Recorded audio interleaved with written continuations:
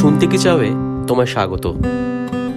আজকের গল্প মঞ্জরি, লেখক সুনীল গঙ্গোপাধ্যায়।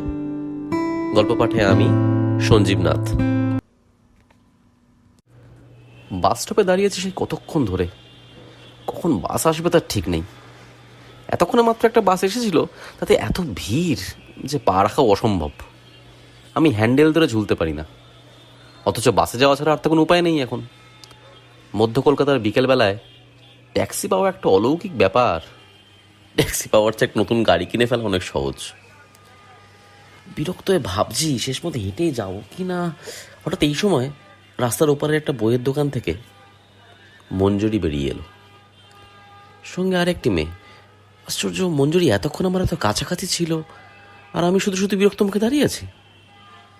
ওই দোকানের দিকে তাকিয়েছিলাম কয়েকবার, বেশ ভিড়, দু একটি মেয়ের পিঠ দেখতে পেয়েছিলাম, কিন্তু তেমন মনোযোগ দিইনি।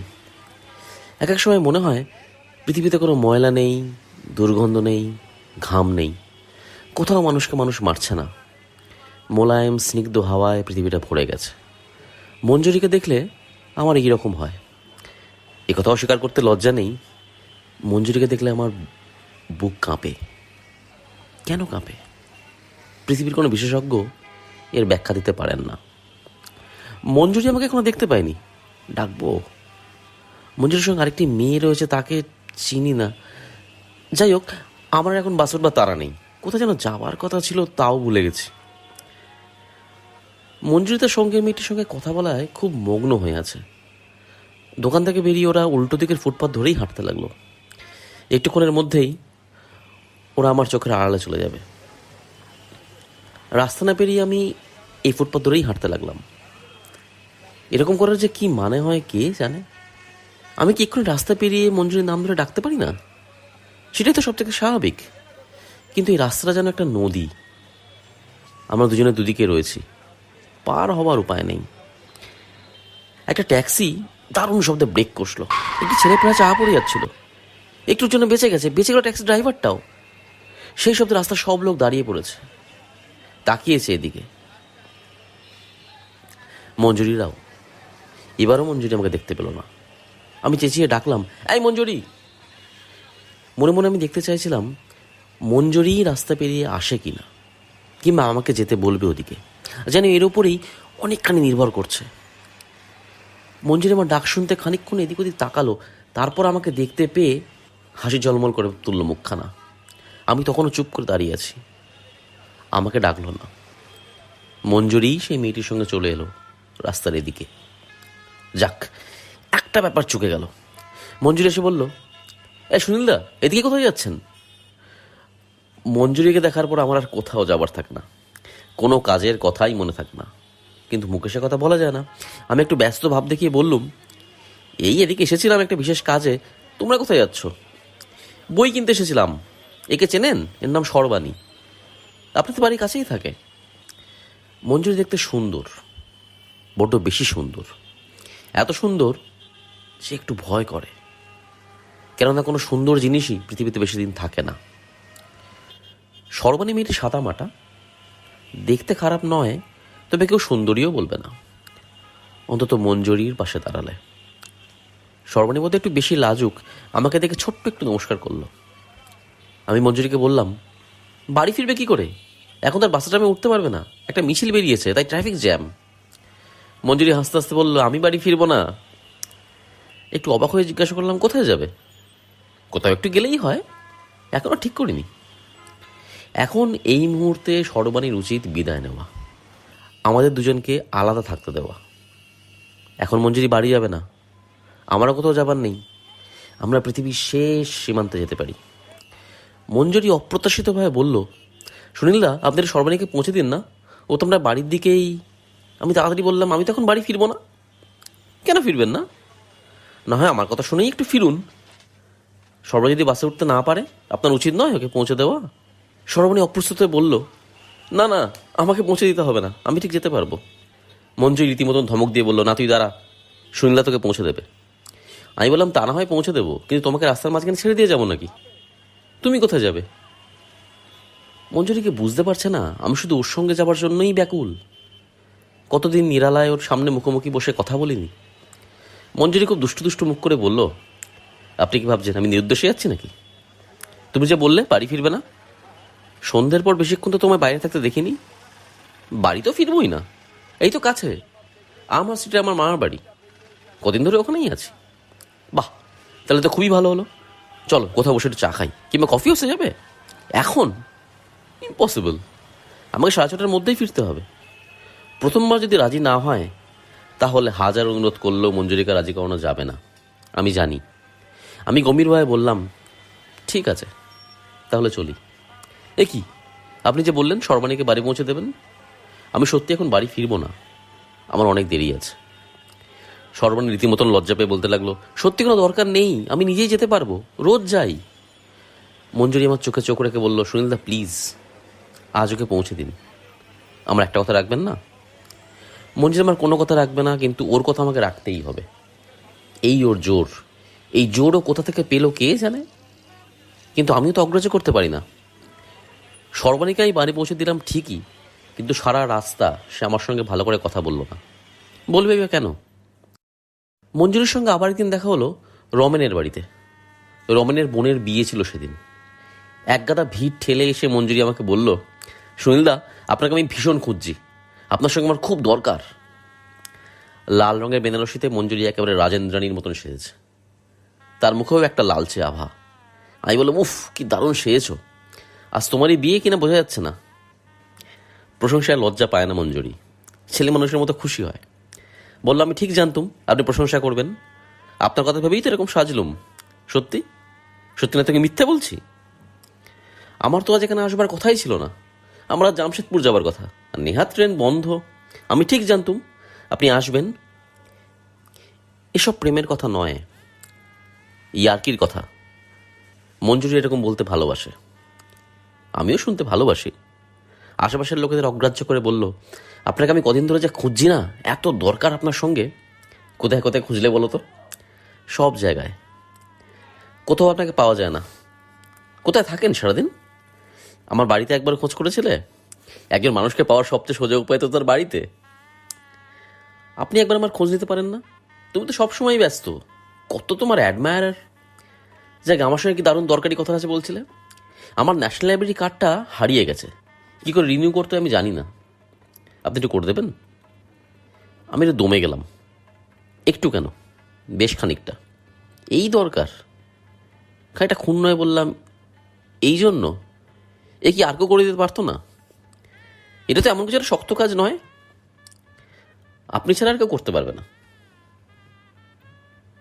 এই জন্যে বুঝি তোমার আমাকে দরকার পড়ে? এ কথার কোনো উত্তর না দিয়ে ভ্রু কুচকে অদ্ভুতভাবে হাসল মঞ্জুরি।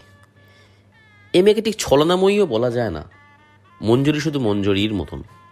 ওকে একটু আঘাত দেওয়ার জন্য আমি বললাম, আজকে আমি ন্যাশনাল লাইব্রেরিতে আর যাই না, ও কাজ আমার দ্বারা হবে না, অন্য কারোকে বলো। গাঢ় অবিশ্বাসের চোখে মঞ্জুরি আমার দিকে তাকালো, একটু ম্লান হয়ে বলল, আপনি আমার জন্য এটুকু করে দেবেন না? কার্ডটা হারাবার পর থেকেই আপনার কথা ভেবে রেখেছি। আচ্ছা আচ্ছা, দেবক্ষণ, আমাকে দেখলেই তোমার শুধু কাজের কথা মনে পড়ে।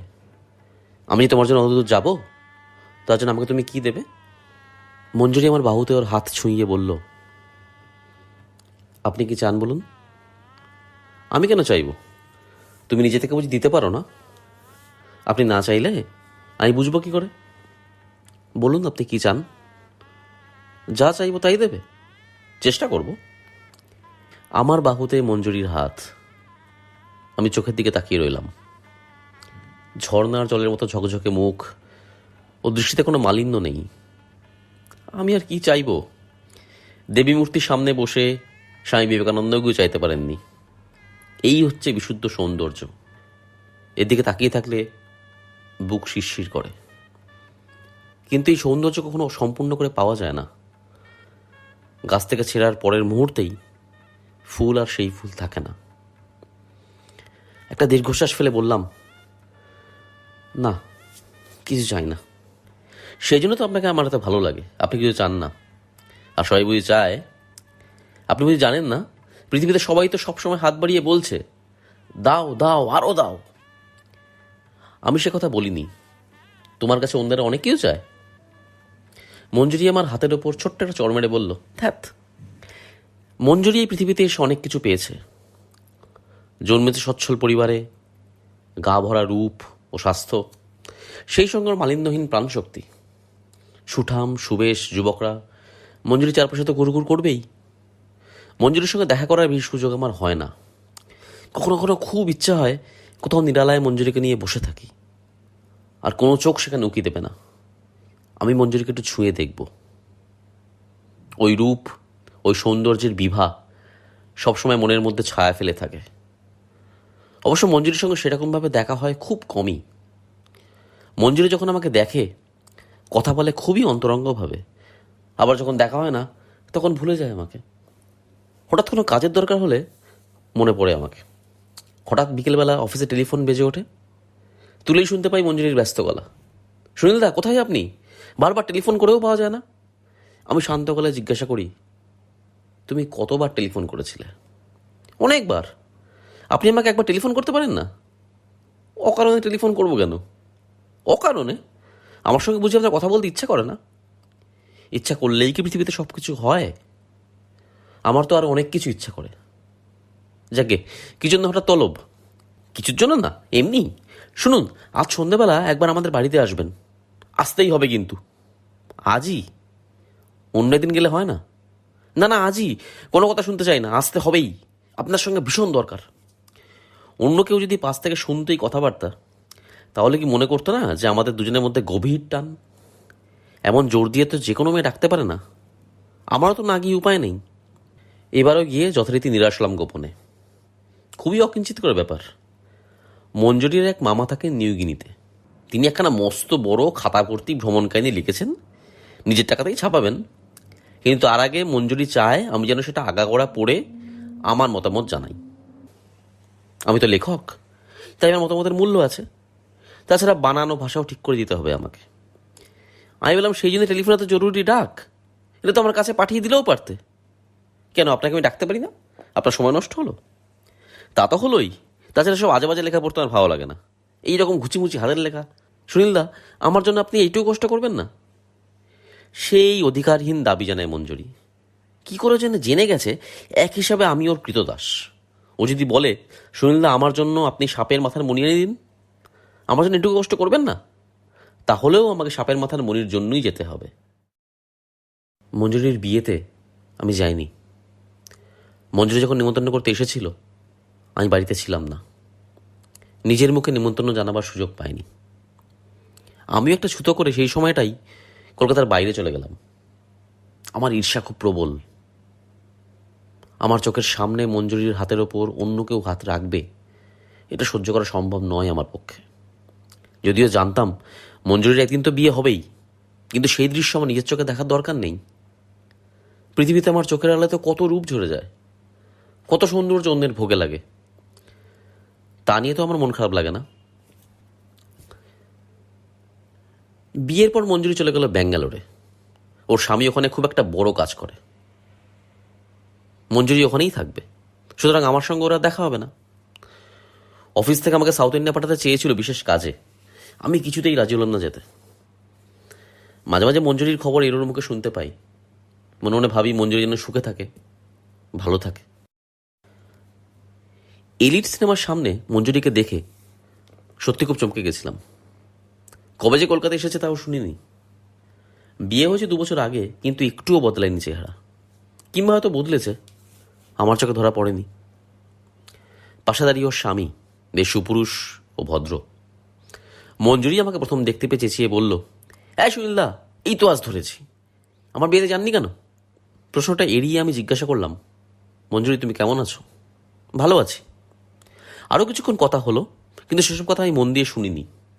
একটি কথাই আমার কানে বাজতে লাগলো, ভালো আছি। ভালো তো থাকবেই, দুঃখ মানায় না মঞ্জুরিকে। আমিও চাই মঞ্জুরি ভালো থাকুক, কিন্তু আমাকে আর দরকার নেই মঞ্জুরির। এবার আর বলল না, একটা দারুণ দরকারে আপনাকে খুঁজছি। আর বলবে না আমার জন্য এটুকু কষ্ট করবেন না? যে কথার উত্তর আমি বলতে পারতাম, তার বদলে আমাকে কি দেবে তুমি? আপনি কি চান বলুন? আমি কিচ্ছু চাই না। এসব কথা আর বলা হবে না। বুকের মধ্যে সরু সুতোর মতো একটা ব্যস্ততা ঘুরে বেড়ায়। বিদায় নেওয়ার আগে মঞ্জুরি বলল, সুনীলদা, আপনার খবর টবর সব ভালো তো? ভালো আছেন তো? আমি হেসে উত্তর দিলাম, হ্যাঁ ভালো আছি, খুব ভালো আছি।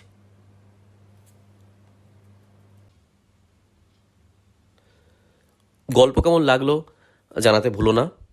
ভালো লাগলে লাইক করো, প্রিয় মানুষের সাথে শেয়ার করো। চ্যানেলটা সাবস্ক্রাইব না করা থাকলে সাবস্ক্রাইব করে দিও। জলদি ফিরে আসবো আবার নতুন গল্প নিয়ে। ভালো থেকো।